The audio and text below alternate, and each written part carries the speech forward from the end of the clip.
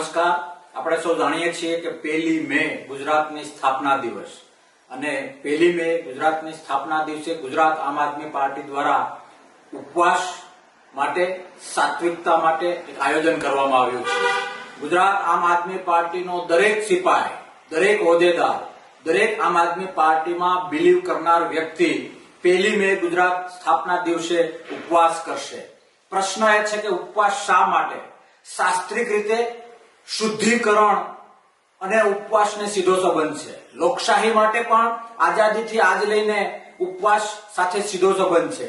એ ઉપવાસ ગુજરાતનો એક આમ આદમી પાર્ટીનો સિપાહી કરશે અને ઉદ્દેશ છે શુદ્ધિકરણ। શેનું શુદ્ધિકરણ?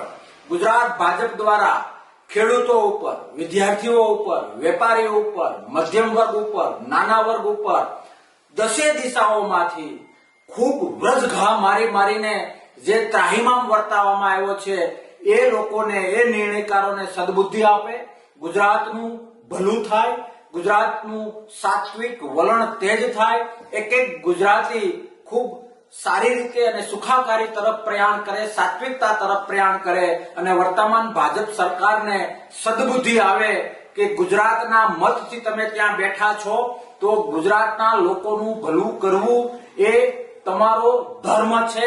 એ ધર્મ નિભાવવાની ભાજપને સદબુદ્ધિ આવે એ માટે શાસ્ત્રીય રીતે, સનાતન રીતે ઉપવાસ તરફ જઈ રહ્યા છીએ। 1 મે ઉપવાસ કરીશું।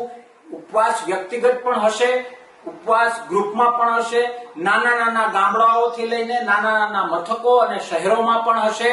પણ ભરોસો છે મને એ ઉપવાસના મહત્વ ઉપર, ભરોસો છે મને મારા શાસ્ત્રો ઉપર કે ઉપવાસથી ગુજરાતીઓનું ભલું થશે અને આ સરમુખત્યારશાહી ભાજપ સરકારને સદબુદ્ધિ આવશે એ વિશ્વાસ છે। અને એના માટે સૌને આ યજ્ઞમાં, આ ઉપવાસમાં, આ સાત્વિક કાર્યમાં જોડાવા માટે નમ્ર વિનંતી કરું છું।